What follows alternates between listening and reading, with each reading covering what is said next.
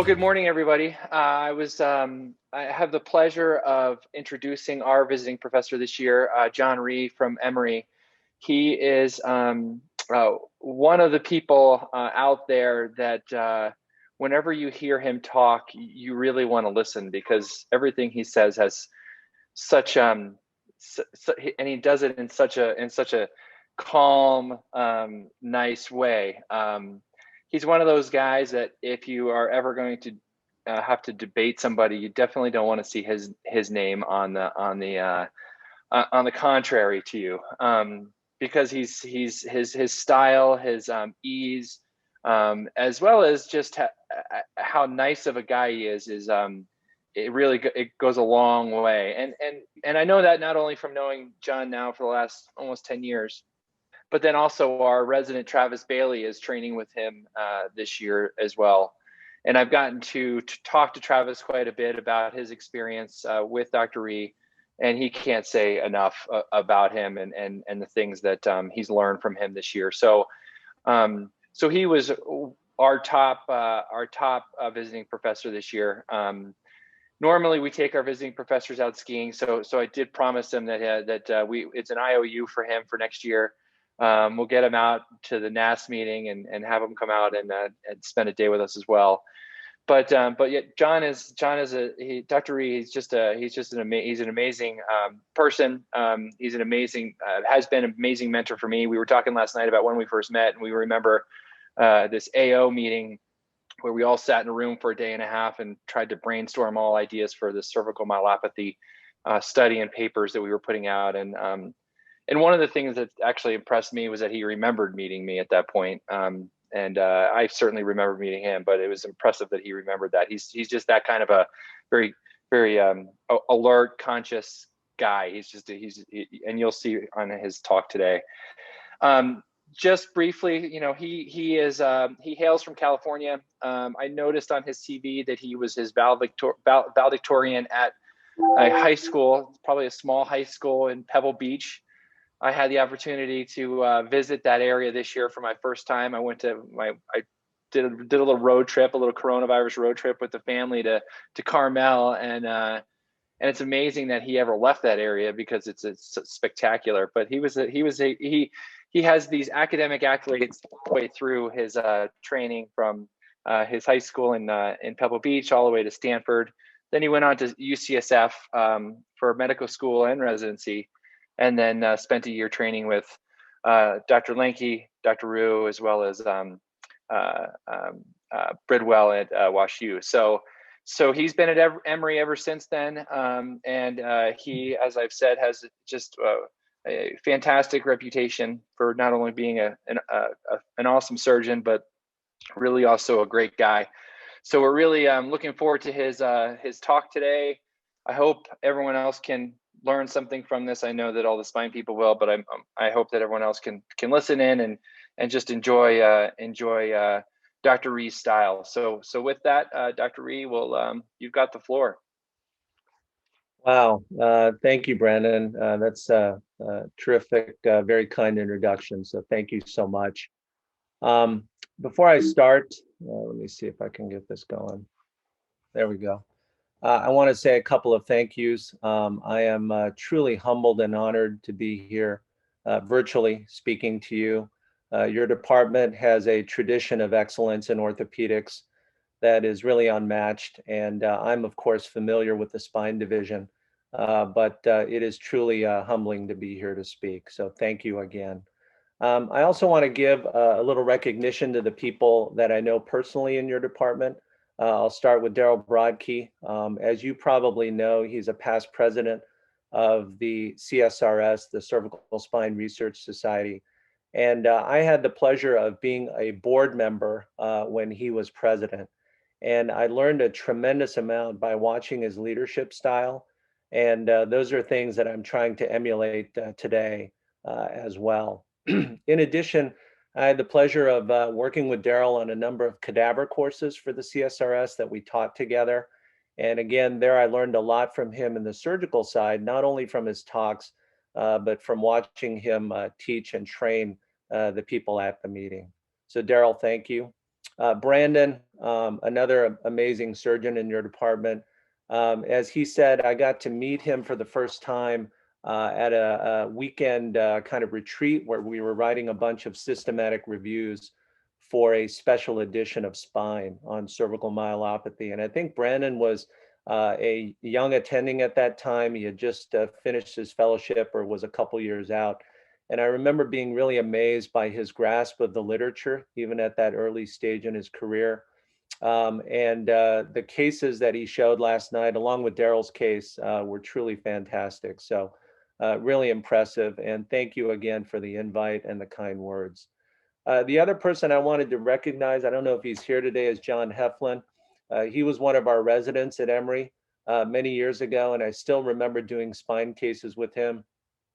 He was an outstanding resident then, and obviously has gone on to do great things subsequent to that. I wish I had the chance to meet the rest of you in person. Obviously, COVID has put the kibosh on that, but still very honored and humbled to meet you virtually. So I'm going to talk about cervical sagittal plane deformity, focusing on evaluation, decision-making, surgical techniques, and prevention. And my goal here is to give you a framework for thinking about this very complex problem in perhaps a simple way. And I think this will help you, hopefully, if you encounter these challenging patients in your practice. So anybody who's familiar with thoracolumbar deformity knows that this type of deformity occurs in two planes. You can have scoliosis in the coronal plane and kyphosis in the sagittal plane. In the cervical spine, coronal plane deformities are relatively rare. Typically, they occur in patients who have multiple congenital anomalies like this one. She had multiple autofusions, and you can see on the AP X-ray that there's a cervical scoliosis as a result. And in the one level in her spine where she did not have an autofusion, she developed degenerative changes over time and had cervical myelopathy. So here you can see on the sagittal CT myelogram that she has cord compression at that one open disc segment. And we performed a ACDF on this patient and got the cord decompressed, and she did well clinically. You can see on the AP X-ray that we made no attempt to correct the coronal plane deformity. I think to do that would have been a very risky proposition that she really didn't need. So for the most part in the cervical spine, the sagittal plane is where the action is. That's where the deformity typically occurs. And sagittal plane deformities can run the gamut from a mild amount of kyphosis to this type of swan neck, chin on chest deformity. When you evaluate the sagittal plane, I'm going to try to simplify this, and you really just need to focus on two things. One is the Cobb angle, and that will determine whether or not a spine is lordotic or kyphotic. And one of the reasons why that's important is because if a patient is lordotic, you can actually do a posterior decompression, for example, like a laminectomy or a laminoplasty, and that posterior decompression can allow the cord to drift away from any anterior impinging lesions. As you probably know, most of the lesions in the cervical spine arise from anterior structures like disc herniations, spondylotic bone spurs, etc. On the other hand, if the patient is kyphotic, a posterior operation will not allow for cord drift back, and so you cannot relieve anterior decompression through a posterior approach. So whether or not the patient's lordotic or kyphotic will help you decide what approach is necessary for neurologic decompression. How do we define what is a normal cervical Cobb angle? Well, it's a very important question that actually has received not much press in the literature. Probably the most often quoted study is this one by Hardacre going back to the 1990s. He took 100 asymptomatic volunteers who had no neck or arm pain. Their average age was 38. He asked them to look at a marker that was placed at the level of their eyes, and they took x-rays and measured lordosis. And what they found is that from occiput to C1, a normal patient has about 2 degrees of kyphosis. At C1, C2, there's about 32 degrees of lordosis, and that's where the majority of lordosis in the cervical spine actually comes from. Then at every level in the subaxial spine, there's either 1 or 2 degrees of lordosis until you get to C6, 7, where that value is about 5 degrees. So if you add it all up from C2 to C7, average lordosis is about 10 degrees. If you add C1, that number goes up to 40 degrees. And that increased lordosis in the upper cervical spine is really important because the OC2 region often compensates for people who have kyphosis. So this is a patient with a relatively rare disorder called a dropped head syndrome.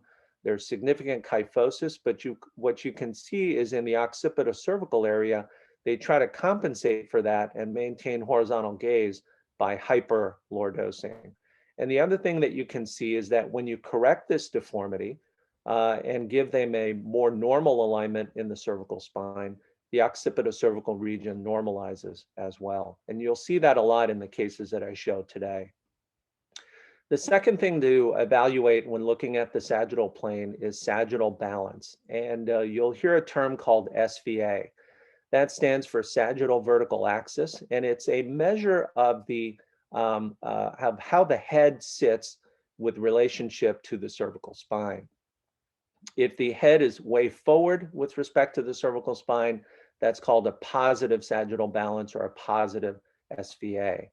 And the concept here is that if your head is centered over the cervical spine, the weight-bearing axis actually helps to maintain your sagittal alignment. We call this an economical or energy efficient position. If you think back to your days of high school physics, it's like that ball that's resting on a level surface. All the sum of the net forces is zero. There's nothing moving that ball. It's in a steady state, and therefore you don't need any energy to hold it where it is. And what that means in the cervical spine is that your extensor muscles don't have to do a lot of work because gravity is doing a lot of the work for them. On the other hand, if you have a highly positive sagittal balance, now the weight-bearing axis exerts a kyphogenic moment on the cervical spine. The spine wants to flex. It's like a ball that's now on an incline, and gravity wants to make that ball roll down the hill. And you have to apply a force to keep it where it is. In the cervical spine, that force is exerted by your extensor muscles that have to work overtime. And this could lead to a variety of things, including muscular pain, trying to keep your head up.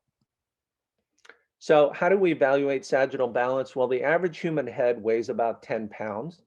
The center of gravity of the head is about 1 centimeter superior and anterior to the external auditory canal. But this is a radiographic landmark that's often hard to see on x-rays. And so as a surrogate, we can use the center of C2. And you can see here in this example that it lines up pretty well with the actual center of gravity of the head.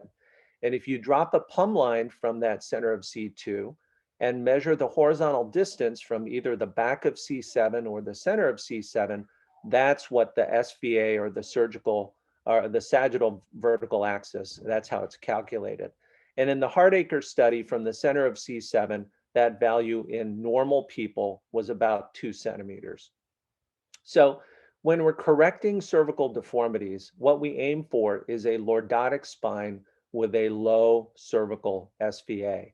Now, in the literature, there's been a lot of work done, and the number of 4 centimeters often comes up as to what you want your SVA to be, 4 centimeters or less.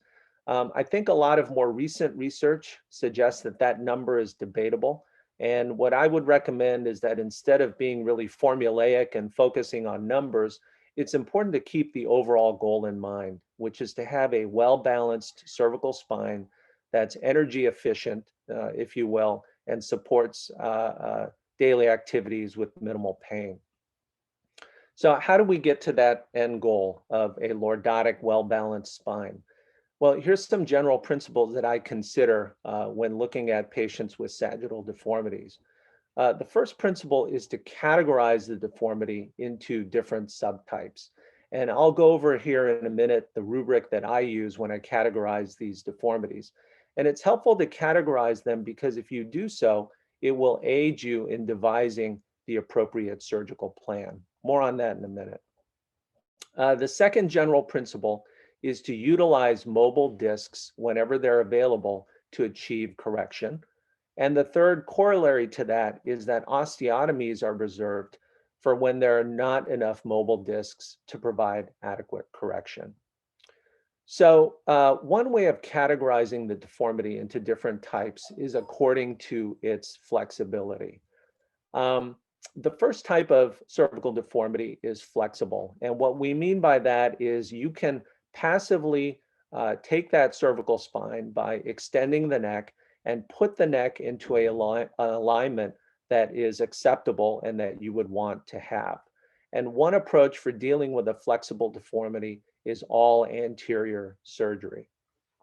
So this is an example of a patient who had 3-level myeloradiculopathy from C4 to C7. You can see that the SVA is definitely positive, but the overall deformity is relatively mild. It encompasses a short number of segments, C4 to C7. If you look really closely, you can see here that the upper cervical spine, C2 to C4, is lordotic, and down here in the distal cervical thoracic spine, it's lordotic as well. The deformity is really only over the levels that are involved neurologically, C4 to C7. And on this extension film, you can see that the SVA and the lordosis improves quite a bit just by extending or passively correcting the neck. We also know that this patient is relatively young. He's a male in his 50s and therefore probably has good bone quality. So in a case like this, one can do an all anterior approach and gain good correction. It's important to remember, though, that anterior surgery is suitable really in general for patients who have relatively mild to moderate deformities. So this is a different patient presenting with cervical myelopathy, has about 15 degrees of cervical kyphosis. SVA is normal, 0 centimeters. If you look at the MRI, you can see that there's significant cord compression behind the body of C4, as well as the disc spaces above and below. And in a case like this, this is suitable for all anterior surgery, anterior corpectomy to decompress the cord and to improve the overall alignment. When you do a discectomy as part of deformity surgery, it's really important to do a very wide clean out of the disc and an uncus to uncus decompression. Also to do very wide foraminotomies. And here's why. If you go anteriorly and you induce lordosis, but you haven't cleared away enough disc and you don't get sort of height restoration as well, what can happen is that the tip of the facet can subluxate into the foramen and cause impingement. So what you want to do is a very, very wide discectomy that allows you to loosen things up so that not only do you get lordosis, but you also get height restoration, and that will open up the foramen. In general, for these deformity corrections, I leave the PLL intact. Now, if the PLL needs to be removed for the purposes of neurologic decompression, then obviously by all means it needs to be removed.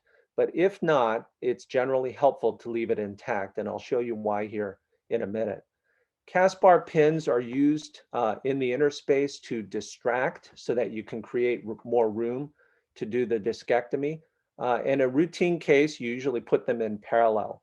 But in these deformity type cases, I think it's helpful to place the pins divergently like this, with the tips diverging into the kyphotic segment, so that when you distract on those pins, what ends up happening is that distraction moment gets converted into lordosis. And the reason why we leave the PLL intact is that it acts as the pivot point for that correction. If you remove the PLL, you may get more of a distraction rather than a lordosis. So here is a clinical example of a patient with significant multi-level kyphosis. You can see the pins are placed in a divergent fashion. As you distract, the kyphosis is converted into some lordosis. In terms of graft type, there are a number of different options. My current preference is for using lordotic, large footprint titanium cages in patients with cervical deformities. The typical bone allograft that I used to use in the past comes in a relatively small number of different sizes. They come in different heights, but their footprint is generally 14 millimeters by 11 millimeters, and most of them are non-lordotic. And the problem is that if you do a very wide discectomy and in large disc spaces, that bone allograft doesn't cover much of the disc space. So you lose out on fusion surface area, but you also lose out on load sharing. So these titanium cages are made in larger sizes, up to 17 millimeters in width, 14 millimeters in depth, and they come in varying degrees of lordosis. And so they cover the disc space better. So this is an example of a patient I did with the old technique. Here you can see on the top level, this is what the allograft looks like. You might notice that this looks different. It's the same graft, but what we've done at this larger disc space is to take two of these allografts, rotate them 90 degrees and put them in for better load sharing. And that works well, but it's finicky. It's hard to get those grafts to fit just right. So nowadays, what I've gone to is using a large footprint titanium cage like this that fills the disc space much better and gives you better load sharing.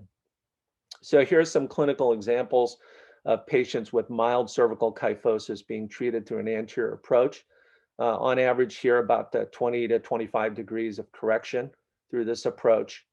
And a similar patient with 3-level disease, again, getting somewhere around 25 degrees of correction. When you put a plate on as part of an anterior approach, you want to maximize the lordosis in that plate by bending it. All plates come with some degree of lordosis, but they're usually fairly flat. So you take the bender, maximize the lordosis, and then this is really important, put the proximal and distal screws in first and anchor the plate there. The reason being that if you do that, as you put in the intercalary segments, the vertebrae will then suck up to the plate and actually give you a little bit of extra lordosis. So here's a clinical example of that. This is how the patient was positioned for surgery on the localizing film. You can see after the discectomy, but before the final tightening of the screws, the top and the bottom screws are locked in, the middle screws are left unlocked at this point. And then as we tighten the screws, you can see that the vertebrae do kind of snug up to the plate. The plate actually flattens out a little bit. You can see how much force is being applied, and the lordosis does improve somewhat. So you get a modest amount of incremental lordosis with this technique. Another thing that can be very helpful in treating patients with significant deformity is preoperative traction. This is something that you do very gradually and slowly. You start with about 15 pounds of traction to cover the weight of the head. Importantly, the patient has to be awake and alert because you want to know if the traction is causing some sort of neurologic problem. But over time, with serial monitoring, neurologic exams, and x-rays, you can increase the amount of traction to try to help correct the deformity.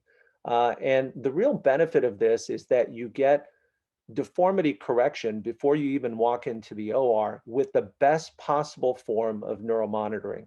If you have an awake and alert patient that can tell you if there's any new numbness, you can examine them for weakness.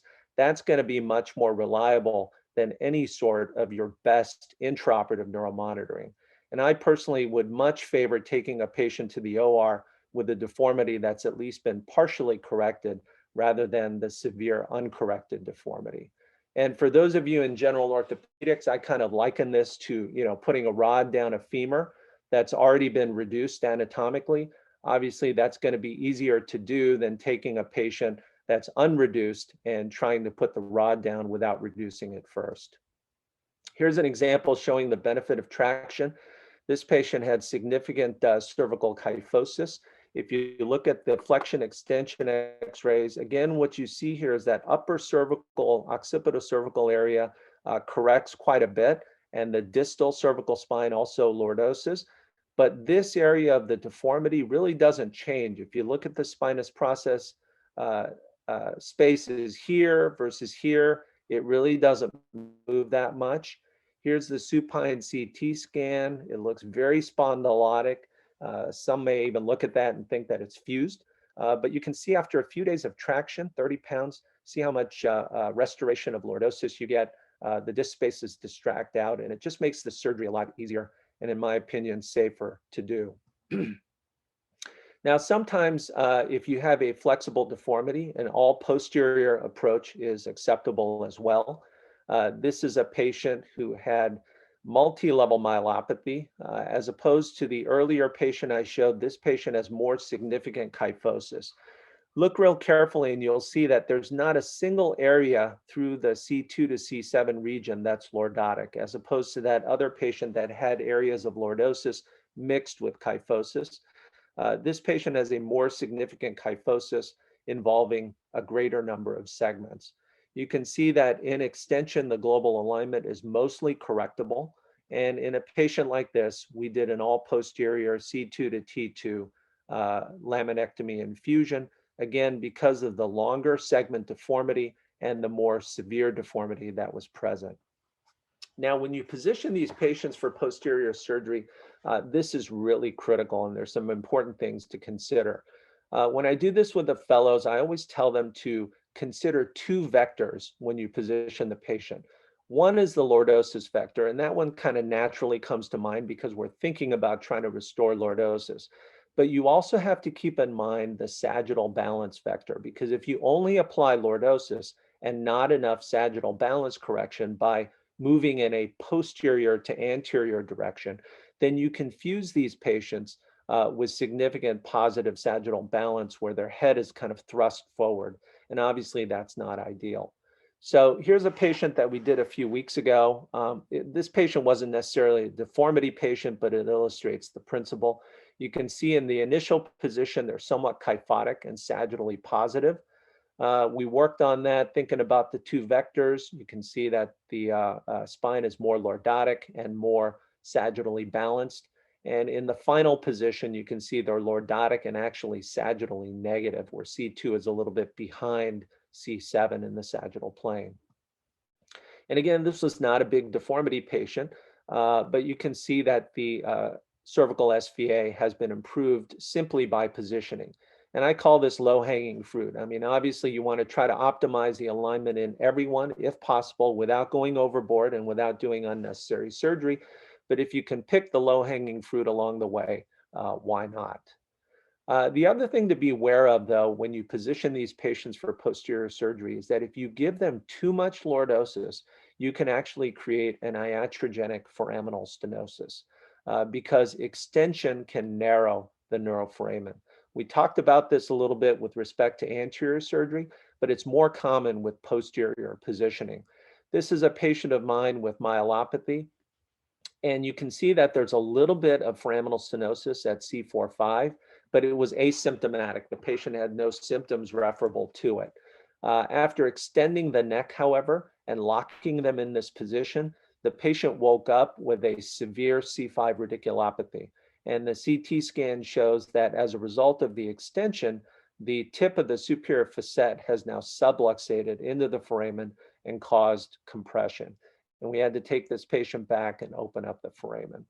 So to decide whether a patient is a candidate for all posterior surgery, what I do is I look at the neutrolateral and the extension x-rays and say to myself, would I be happy locking the patient into a position that's somewhere in between those two x-rays? If so, then I think an all posterior approach is appropriate. This is a patient with multi-level OPLL. You can see it's really severe because you can even see it on an x-ray. There it is right there. And I was satisfied with locking the patient into the position in between the neutral and the extension x-rays, and that's the result that we achieved. Now, depending on the circumstances, even with a flexible deformity, sometimes you need to do an anterior posterior operation. And typically that's going to be in order to achieve a solid fusion. This is a really interesting case that I did a number of years ago. 35-year-old woman. She had complained of neck pain for many years, had seen a number of doctors and was kind of brushed off because her x-rays were normal, her MRI was normal, told to do physical therapy and try to live with it. But over time, things got worse, and she presented to me not only with severe neck pain, but also with myelopathy. You can see there's significant cervical kyphosis and spondylolisthesis in the cervical spine. On extension, though, everything corrects essentially to normal, But if you look closely, you can see that there's a lot of bone loss in the posterior cervical spine. C1 is very wispy, and C2, C3, and C4, a lot of it has been eroded away. This is what the MRI looks like. It's very unimpressive. And if you look at the axial cuts, again, very unimpressive. There's no masses, there's no tumor, there's no infection. But the CT scan shows that there's a tremendous amount of bone loss in the posterior elements. And the diagnosis here is a very rare disorder. It's called Gorham's disappearing bone disease, where bone just kind of vanishes or disappears. And in a case like this with massive bone loss and kyphosis, I wanted to do an anterior posterior operation because to me, in my mind, that was the way to prevent non-unions from happening. And I felt like if we didn't get this to heal properly, the patient could literally die from this problem because her spine is so unstable. So we did an occiput to C2 fusion anteriorly and posteriorly. The other thing about Gorham's disease is that it can act like a cancer and spread locally. And that's why we did a long construct to mitigate against the spread of the disease to adjacent segments. And this is a CT scan that we obtained at 1 year post-op. And you can see that we used rib strut grafts to strut from the occiput down to the remaining bone at C5. These were autographed rib struts. Again, I threw the kitchen sink at this lady because I wanted to make absolutely sure that she healed. And thankfully she did. Now, the second type of deformity is what we call rigid but not fused. That means that you can't passively correct these people into a desirable alignment, but on the other hand, their spine is not fused. There are open disc spaces that can be utilized. Typically, for these patients, you're going to do an anterior posterior operation, depending on the magnitude of the deformity. And you're going to do the anterior part to take advantage of the non-fused discs for correction. The classic example of the rigid but non-fused deformity is the post-laminectomy kyphosis. And this is a patient that I saw was 73-year-old woman, progressive myelopathy. She had had an uninstrumented ACDF associated with a multi-level cervical laminectomy about 30 years ago. And she did fine from that for a while, but over time developed kyphosis and worsening myelopathy. You can see on the X-ray, she measures about 50 degrees of kyphosis. Her cervical SVA is moderately increased. And on the MRI, severe cord compression at C4-5, a ribbon-like cervical spinal cord with myelomalacia and atrophy. C3-4 had a moderate amount of compression as well. Looking at the extension X-ray versus the neutral lateral, you can see that the SVA improves, but again, the kyphosis is rigid. It really doesn't change very much on extension. Again, you see that occipitocervical hyperlordosis as the patient tries to correct.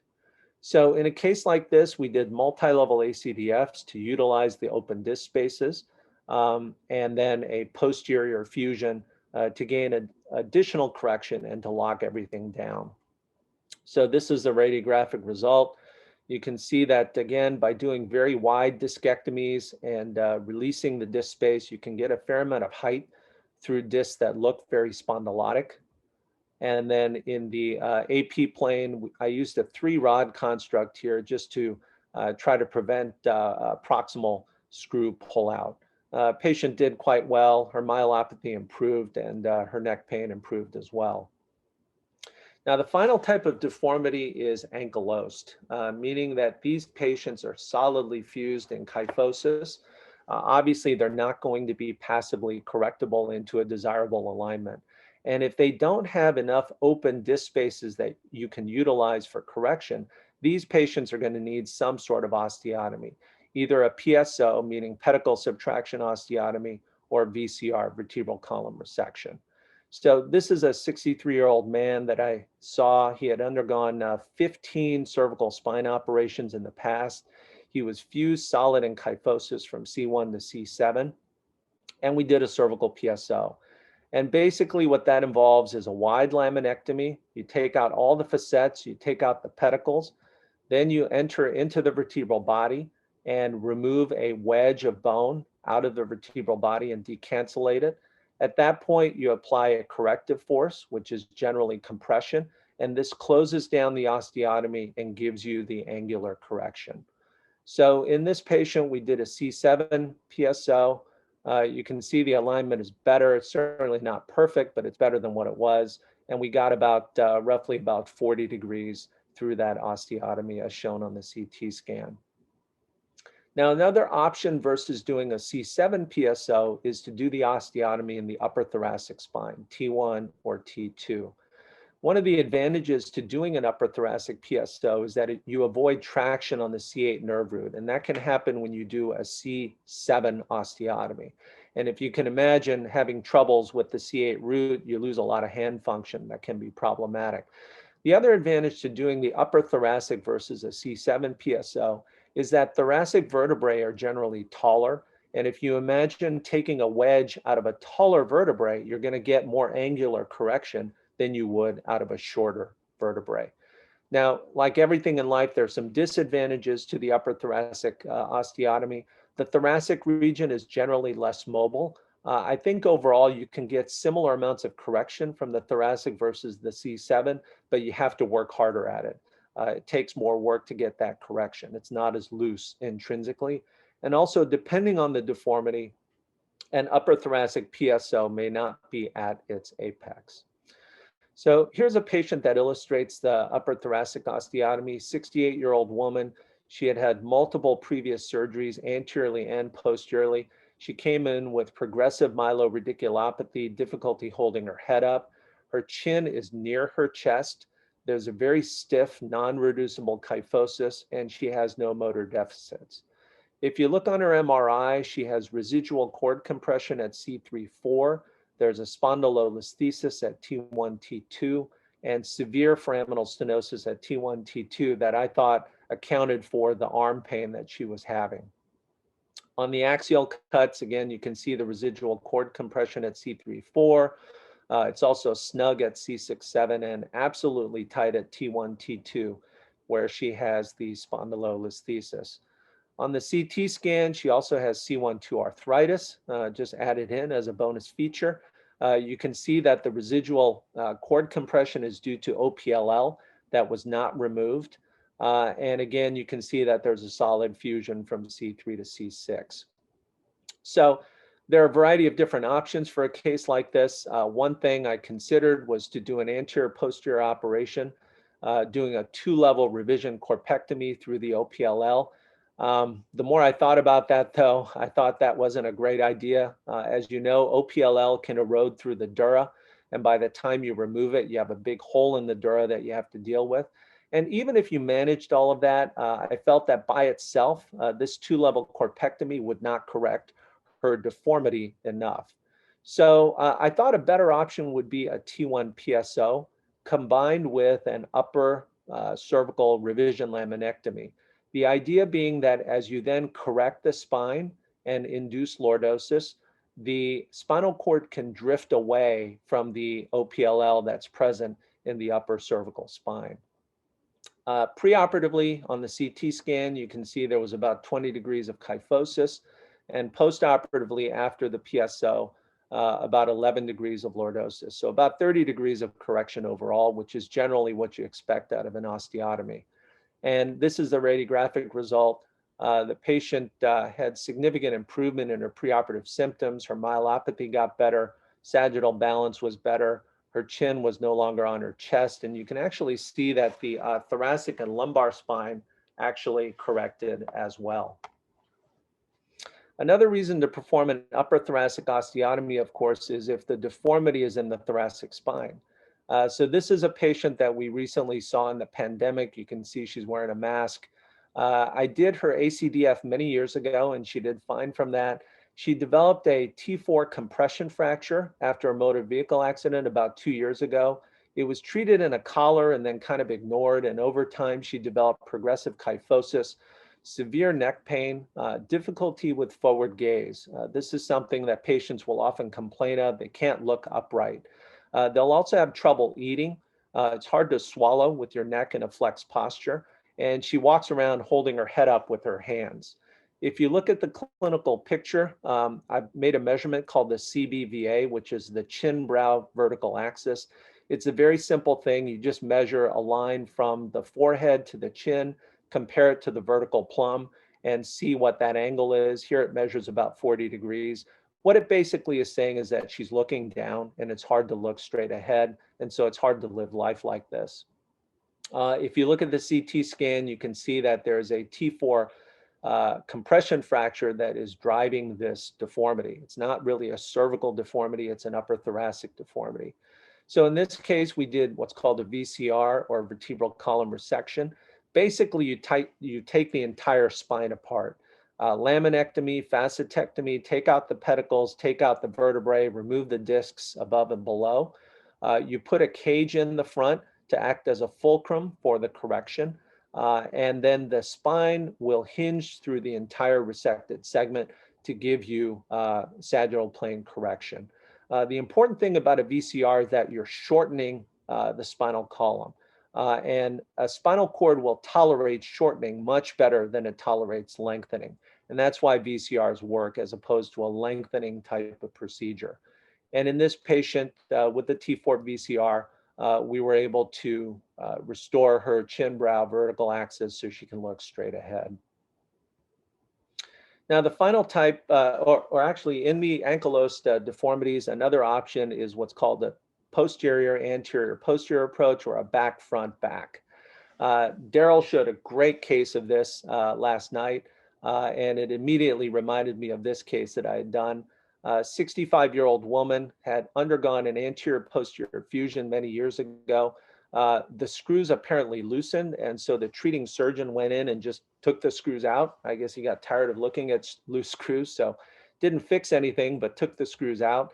As a result, as you might imagine, the patient developed progressive kyphosis and a chin-on-chest deformity. In extension, this is a bolster view.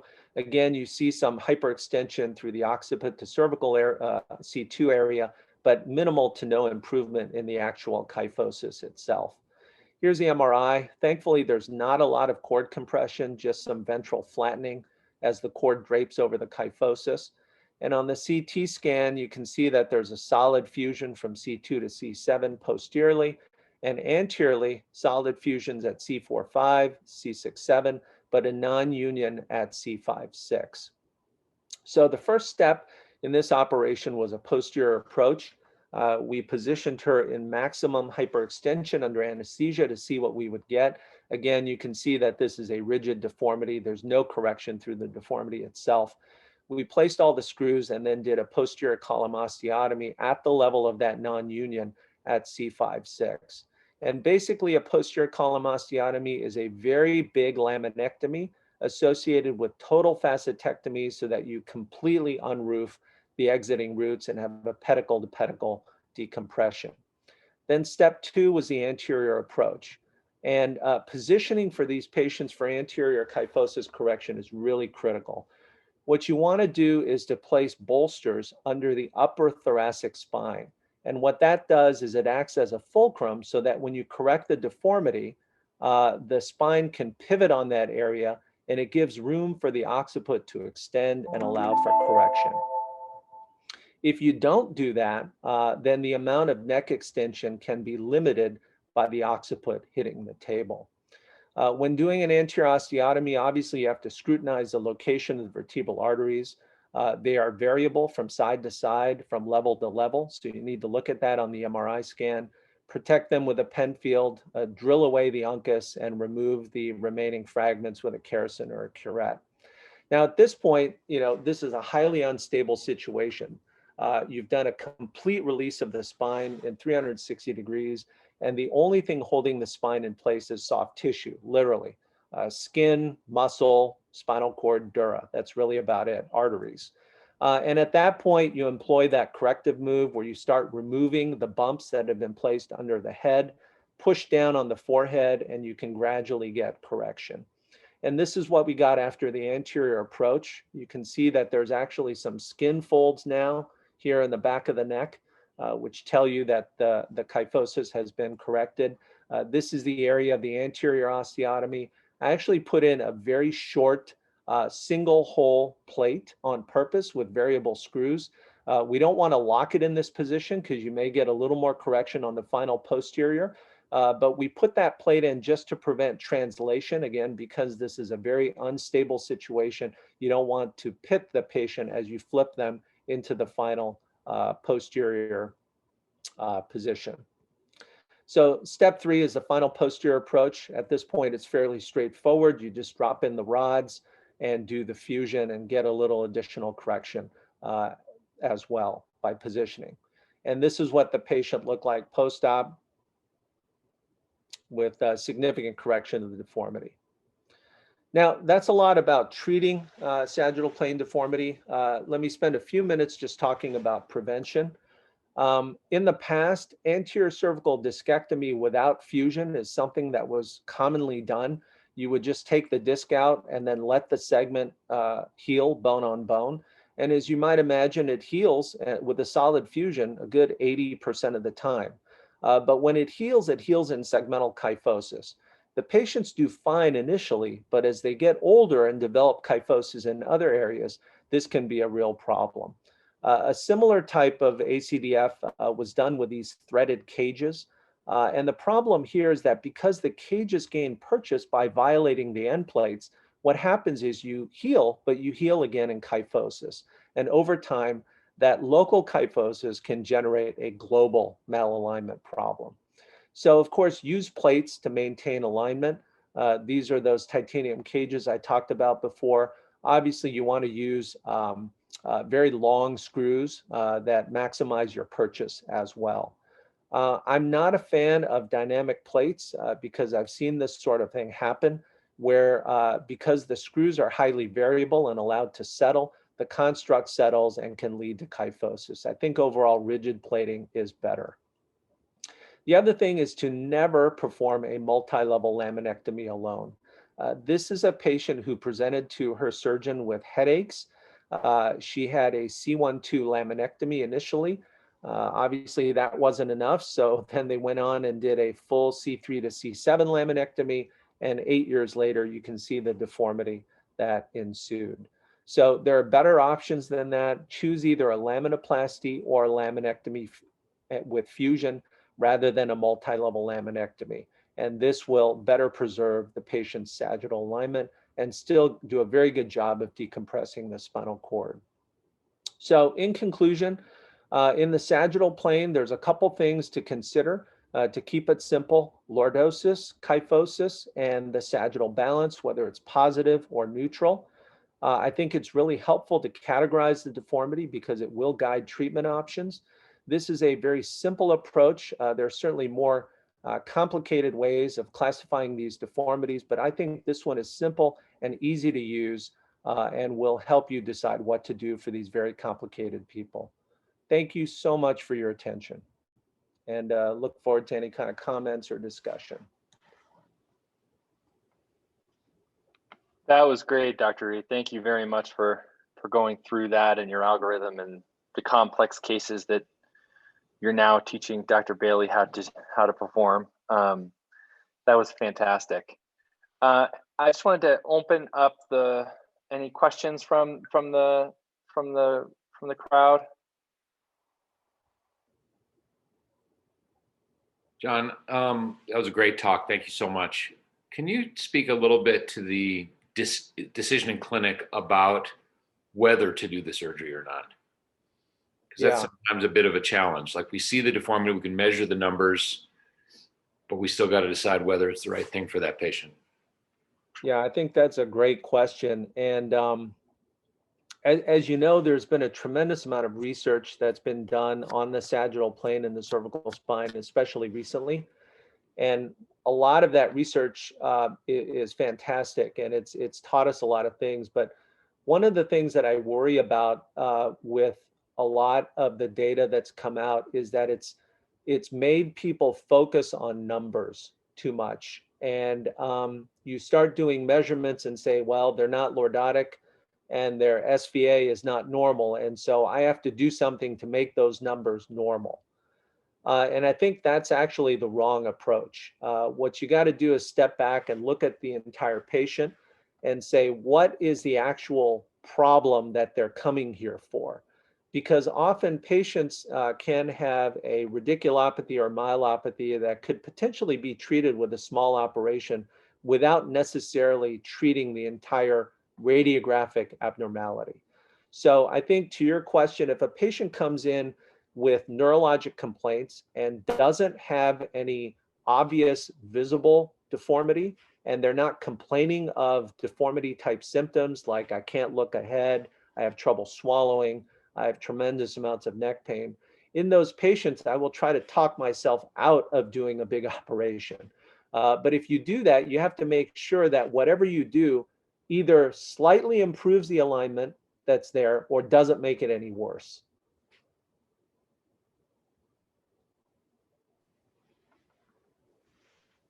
I thought it was interesting.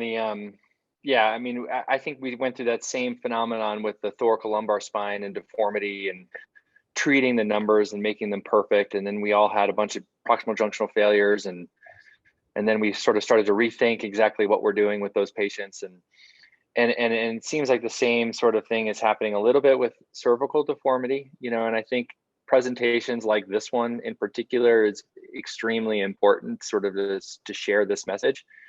But I also thought it was interesting, preventing deformity, that last section, the is probably the most important aspect of all this. And I thought it was the static plate concept I thought was great. I don't know, I stopped using dynamic plates maybe like a year and a half ago for that same reason, because I started to see a lot of settling into kyphosis.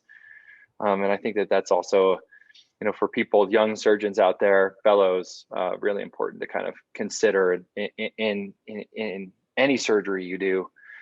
One question I had was, do you get full length films on all your cervical surgeries? I know we all do that for thoracolumbar fusions, but do you do that also for your cervical, routine cervical practice? I haven't been doing that for routine cases, people who don't have deformity, just because with the X-ray system that we have, you don't get the kind of clarity in the cervical spine. The picture is just not good enough. I think, though, if you have a deformity, obviously you have to kind of look at the entire picture, because the cervical spine, even more so than the thoracolumbar, is compensatory in a way. And it responds to what's happening in the spine below it. So the classic example is the old lady who has thoracic kyphosis, and as a result has a cervical hyperlordosis, and her neck is sort of jutted forward. And so you want to evaluate that, especially if you're doing a deformity type surgery, to make sure that you're addressing potential problems that may be present in the thoracic or lumbar spine. So yeah, you definitely have to consider all of that. Do you guys routinely get full-length X-rays even on just routine degenerative type patients? For cervical patients, not routinely. But I have started, we have an EOS machine, which makes it quick and easy. So we could easily, we could do that. I've started considering it. Daryl, what are your thoughts? I know we've talked about it a little bit in the years past, but it's been a little while since we revisited it.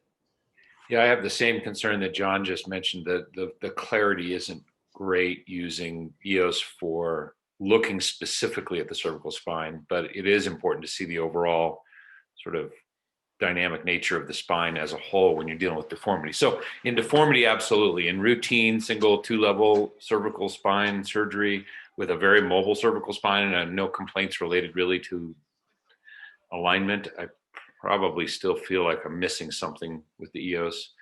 That said, we get it on every lumbar fusion surgery. So we know how much lumbar surgery can lead to the creation of spinal deformity, and want to make sure we're dealing with that. So something to consider. Nick, did you have a? Yeah, I just had a quick question for you, Dr. Rhee, Nick Spina. Thanks for the great talk. There seems to be an aggressive trend towards getting through the thoracic kyphosis when surgeons are doing, cervical thoracic deformities. Seems like your tendency is to just stop a couple levels below, where the osteotomy is performed. What are your thoughts on sort of distal junctional level and like where you think we should be ending these constructs? Yeah, thanks, Nick. That's a great question. I wish I had an answer to that.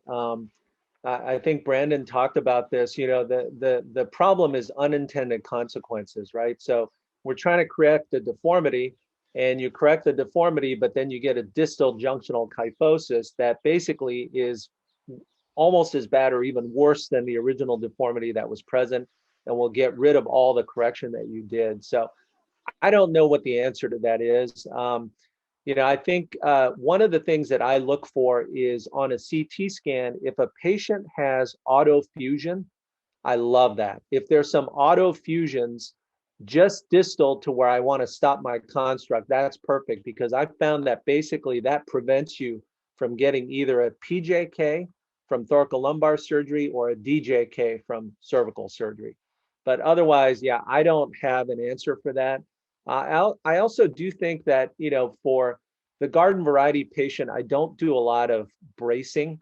But I think in these people, I think bracing might have a role, maybe just to prevent or decrease the likelihood of a severe distal junctional kyphosis. So I've been doing that. I've been putting people sometimes in a cervical collar with a TLSO.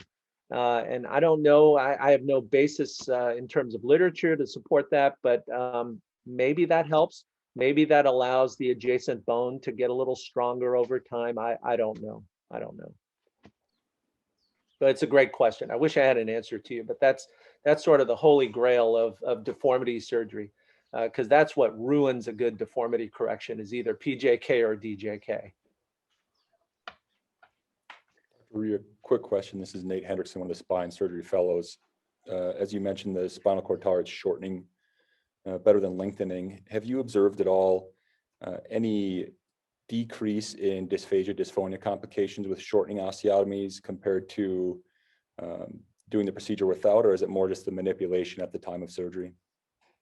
Yeah, I think that's probably more a function of correcting the deformity. So Daryl had a great case yesterday, an ankylosing spondylitis patient that he took from, you know, severe kyphosis to essentially normal. And the patient, as expected, had some dysphagia. And I think it's multifactorial. Number one, the esophagus has been shortened and contracted over time. And if you extend the neck and gain correction acutely, which is what you want to do, the byproduct of that is that you can alter the mechanics of the esophagus. So I think that has a lot to do with it. Probably more so, that's the factor in the cervical spine versus the lengthening or the shortening, I would think.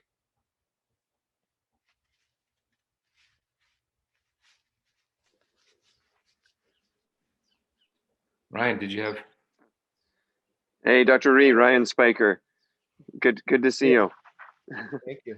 I apologize, I was gone for the conference last night. I'm out of town this week, but did you guys have a chance to talk about bone graft in these situations, your use of BMP and biologics? And it's a huge topic, but if you had a minute or two to maybe provide some guidance to our residents and fellows. Yeah, thanks, Ryan. Great to see you. Yeah, I think, you know, BMP is controversial, especially in the anterior cervical spine, because it can cause inflammatory reactions that can then subsequently cause, in the worst case scenario, airway obstruction.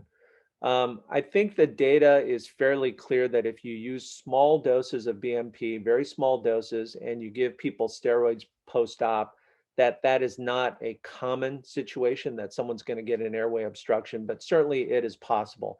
I think people do get idiosyncratic reactions to BMP, and some people react more violently than others.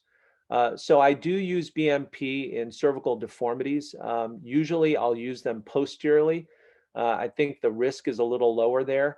I do give them steroids post-op, and when I use the BMP, I try to pack it into the facet joints and cover the facet with bone graft. So I'll put the BMP into the joint and then backfill it with bone. So hopefully it doesn't leach into the epidural space as much as if you just kind of left it free floating.